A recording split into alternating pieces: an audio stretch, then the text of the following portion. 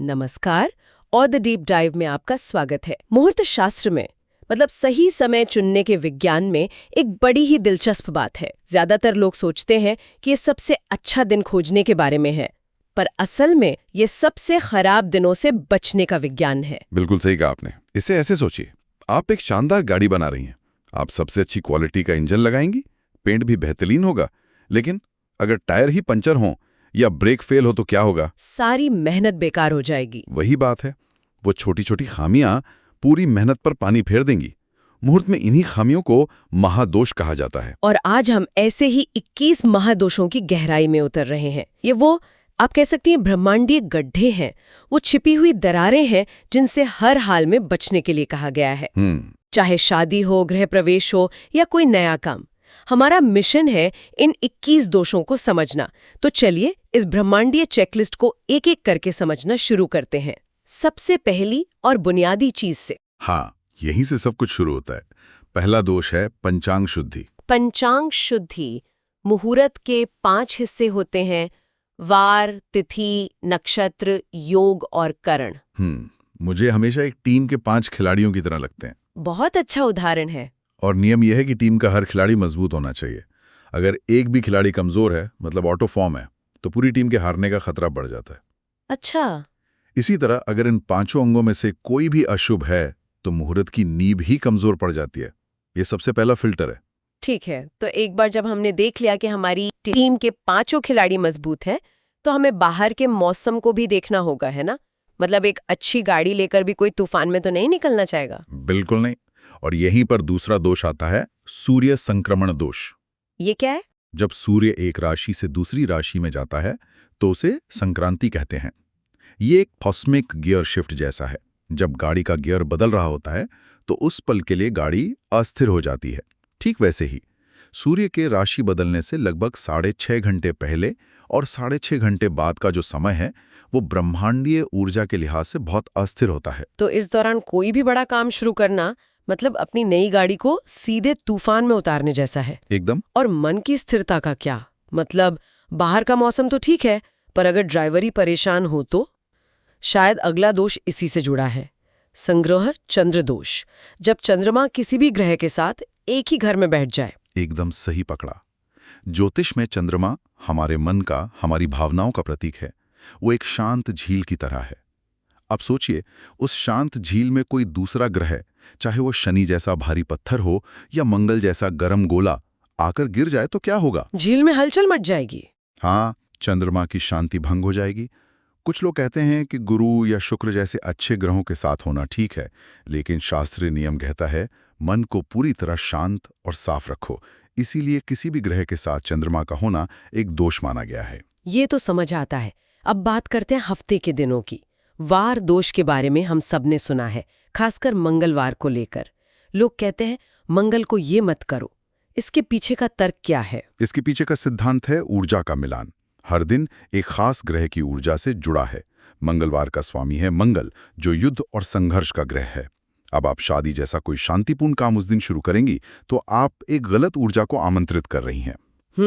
हाँ, इसके कुछ अपवाद भी तो हैं। हाँ हैं, जैसे दोपहर के बाद मंगल की ऊर्जा थोड़ी शांत हो जाती है, लेकिन मूल सिद्धांत यही है, काम की प्रकृति और दिन की ऊर्जा का मेल होना चाहिए। ठीक है, तो हमने नींव देख ली, ब्रह्मांड का मौसम देख लिया।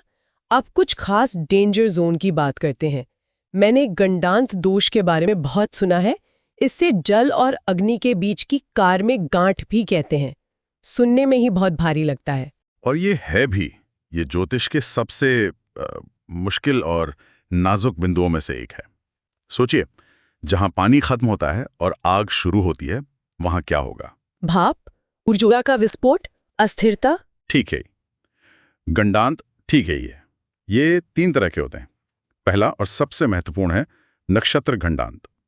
ये तब होता है जब जल तत्व के नक्षत्र जैसे ज्येष्ठा खत्म होते हैं और अग्नि तत्व के नक्षत्र जैसे मूल शुरू होते हैं।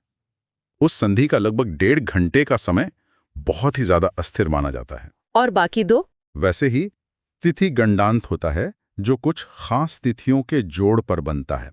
और लग्न गंडांत होता है, जो जल और अग्नि राशियों के संधि बिंदुओं पर बनता है। इन बिंदुओं को हमारे पिछले जन्म के कर्मों का रिलीज पॉइंट माना जाता है।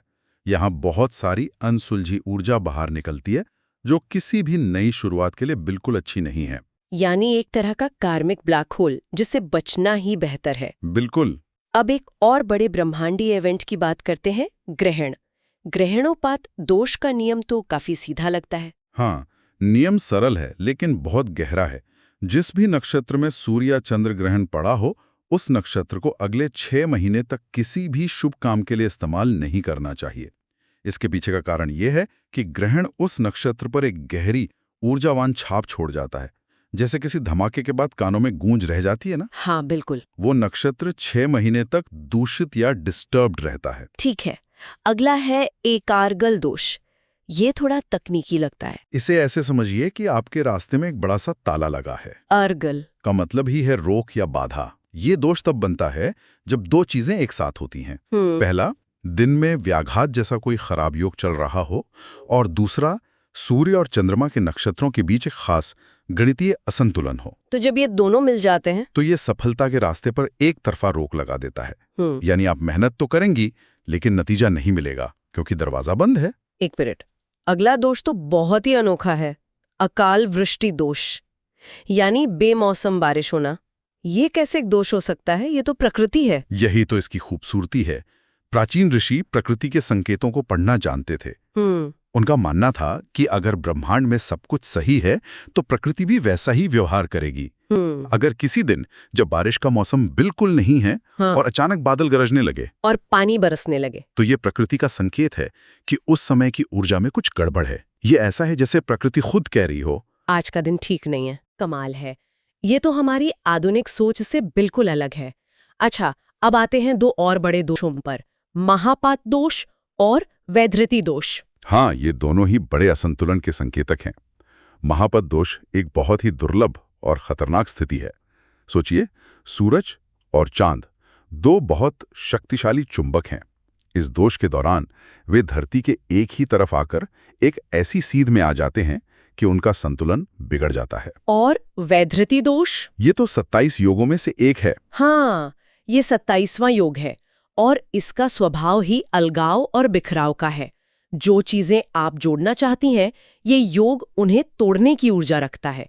इसीलिए किसी भी नई शुरुआत, खासकर शादी जैसे बंधन के लिए, इसे जहर की तरह त्याज्य माना गया है। तो ये थे वो दोष जो मोटे तौर पर समय से जुड़े हैं। लेकिन अब हम और भी ज्यादा बारीकी में जा रहे हैं, यानी उस खास पल के लिए बनाई गई कुंडली के अंदर के दोष। बिल्कुल। अब हम मुहूर्त के लग्न चार्ट, यानी उस काम की जन्मपत्री के ब्लूप्रिंट को देखेंगे। तो 11वां दोष है षष्ठातष्ट ऋफगत चंद्र दोष। नाम तो बड़ा डरावना है पर मतलब सीधा है। मुहूर्त कुंडली में चंद्रमा को लग्न से 6, 8वें या 12वें घर में नहीं होना चाहिए। ये तीनों घर ज्योतिष में दुस्थान यानी बुरे घर माने जाते हैं। 6ठा घर बीमारी का, 8वां बाधाओं का और 12वां हानि का। अब आप ही सोचिए, अगर आपका मन यानी चंद्रमा इन बुरे घरों में बैठा हो तो काम की शुरुआत ही नकारात्मक ऊर्जा के साथ होगी। और 12वां है कर्तरी दोष। इसकी जो छवि बनती है वो बहुत साफ है। जब लग्न दो बुरे ग्रहों जैसे शनि और मंगल के बीच में फंस जाए। कर्तरी का मतलब है कैंची। और ये बिल्कुल कैंची की तरह ही काम करता है। लग्न आपकी नई शुरुआत है। जब वो दो तरफ से पाप ग्रहों के बीच पिस जाता है तो उस काम की ऊर्जा शुरू होने से पहले ही दब जाती है। व्यक्ति या वो प्रोजेक्ट फंसा हुआ महसूस करता है। ये सुनने में तो सही लगता है, लेकिन इतने सारे दोषों से बचना तो लगभग नामुमकिन सा लगता है। बहुत अच्छा सवाल है और इसका जवाब है बहुत मुश्किल है। 100% दोषमुक्त मुहूर्त खोजना लगभग असंभव है। इसीलिए एक अच्छे ज्योतिषी का काम इन दोषों के प्रभाव को कम से कम करना होता है। वो सबसे बड़े दोषों को पहले हटाता है और फिर छोटे मोटे दोषों के लिए उपाय करता है। अच्छा, तो ये एक संतुलन बनाने की कला है। चलिए आगे बढ़ते हैं। 13वां दोष है उदयास्त शुद्धि। बिल्कुल। नियम यह है कि मुहूर्त के लगन का स्वामी और नवांश लगन का स्वामी ये दोनों ग्रह मजबूत होने चाहिए और सूर्य के करीब आकर अस्त यानी कंबस्ट नहीं होने चाहिए। अस्त होने का मतलब है अपनी शक्ति खो देना। अगर आपके प्रोजेक्ट का लीडर ही कमजोर है तो टीम कैसे अच्छा प्रदर्शन करेगी? 1 मिनट, आपने यहाँ नवांश शब्द का इस्तेमाल किया। ये क्या होता है? नमाज कुंडली को आप मुहूर्त का डीएनए समझ सकती हैं। ये मुख्य कुंडली के अंदर छिपी हुई ताकत और कमजोरी को दिखाता है। अगर बाहर से सब अच्छा दिख रहा है लेकिन डीएनए लेवल पर गड़बड़ है तो परिणाम अच्छा नहीं होगा। बहुत बढ़िया। अब कुछ ऐसे दोष जो खास तौर पर रिश्तों और शादी से जुड़े हैं। 14वां है भृगु षटक दोष। हाँ, ये सिर्फ विवाह मुहूर्त में देखा जाता है। भृगु यानी शुक्र, जो प्रेम और विवाह का ग्रह है। षटक मतलब छठा घर। जब शुक्र मुहूर्त कुंडली के छठे घर में होता है तो ये शादीशुदा जिंदगी में लड़ाई झगड़े या अलगाव का संकेत देता है। और 15वां है कुजाष्टम दोष, यानी 8वें घर में मंगल का होना। ये तो मांगलिक दोष जैसा लगता है। ये उससे भी ज्यादा गंभीर है, क्योंकि ये हर काम के लिए देखा जाता है। 8वां घर अचानक आने वाले संकट और दुर्घटना का है, और मंगल आग का प्रतीक है। जब आग और संकट का ग्रह एक साथ आ जाए तो ये एक विस्फोटक संयोजन बनाता है। मुझे याद है, एक क्लाइंट ने इस दोष के बावजूद एक फैक्ट्री का उद्घाटन किया था। अच्छा, फिर क्या हुआ? कुछ ही हफ्तों में वहां आग से जुड़ी एक बड़ी दुर्घटना हो गई। यह नियम सिर्फ किताबों में नहीं है, ये हकीकत में काम करते हैं। ये तो काफी डरावना है। 16वां दोष भी शादी से ही जुड़ा है, अष्टम लग्न दोष। हाँ, इसका नियम बहुत सरल है। लड़के या लड़की की जन्म कुंडली का जो लग्न है उससे 8वीं राशि को शादी के मुहूर्त का लग्न नहीं बनाना चाहिए। जन्म लग्न आपका शरीर है और 8वां घर अंत का। तो अपने शरीर से 8वें घर में कोई शुभ काम शुरू करना अपने ही जीवन में बाधाओं को निमंत्रण देने जैसा है। अब जो आखिरी कुछ दोष हैं वे और भी ज्यादा बारीक और तकनीकी लगते हैं। सही कहा। ये वो छोटी छोटी चीजें हैं जो एक अच्छे मुहूर्त को एक बेहतरीन मुहूर्त बनाती हैं। जैसे 17वां है क्रूर संयुक्त दोष। ये सूर्य और चंद्रमा के बीच के कुछ मुश्किल कोणों से जुड़ा है। और 18वां है राशि विष घटिका। ये कुछ जहरीले मिनटों की तरह लगता है। हाँ, आप इसे टॉक्सिक विंडोज ऑफ टाइम कह सकते हैं। हर दिन के अंदर कुछ बहुत ही छोटे छोटे हिस्से होते हैं जो किसी खास काम के लिए जहरीले माने जाते हैं। जैसे बुधवार और शनिवार को दिन का बिल्कुल शुरुआती हिस्सा अशुभ होता है। एक माहिर ज्योतिषी इन सूक्ष्म विषैले क्षणों से भी लग्न को बचाता है। और अगले 3 तो बहुत सीधे लगते हैं। 19वां है कुअवस्था दोष। लग्न में ही कोई बुरा ग्रह बैठ जाए। 20वां है पाप षड्वर्ग, बुरे ग्रहों का बहुत ज्यादा मजबूत होना। और 21वां दुर्मुहूर्त। ये सीधे जरूर हैं पर बहुत महत्वपूर्ण है। लग्न में पाप ग्रह होना मतलब शुरुआत में ही कांटे बिछा देना। और दुर्मुहूर्त दिन और रात के वो हिस्से हैं जिन्हें प्राकृतिक रूप से नकारात्मक माना गया है, जैसे दिन का बिल्कुल शुरुआती आखिरी हिस्सा। तो इन 21 दोषों को समझने के बाद हम उसी बात पर वापस आते हैं जिससे हमने शुरुआत की थी। मुहूर्त चुनना किसी अच्छी चीज को खोजने से ज्यादा बुरी चीजों को हटाने की प्रक्रिया है। यही इसका सार है। एक सच्चे ज्योतिषी का काम एक माली की तरह है। वो पहले जमीन से सारे कंकड़, पत्थर और खरपतवार यानी ये 21 दोष हटाता है। जब जमीन पूरी तरह साफ हो जाती है तब वो उसमें अच्छे बीज मतलब शुभ योग बोता है। और आखिर में वो ये सुनिश्चित करता है कि लग्न और चंद्रमा मजबूत हों। यही त्रुटिहीन मुहूर्त के पीछे का रहस्य है। पहले सफाई फिर निर्माण। आज की इस चर्चा से एक अंतिम विचार मेरे मन में घूम रहा है। हमने अकाल वृष्टि दोष की बात की, जहां प्रकृति खुद बेमौसम बारिश करके एक अशुभ समय का संकेत देती है। ये हमें हमारी निजी योजनाओं और इस ब्रह्मांडीय लय के बीच के गहरे रिश्ते के बारे में सोचने पर मजबूर करता है। ये गहरा सवाल है। क्या हमारा ये आधुनिक जीवन, ये भागदौड़ हमें इन प्राकृतिक संकेतों से इतना दूर ले आई है कि हम उन्हें देख या महसूस ही नहीं कर पाते?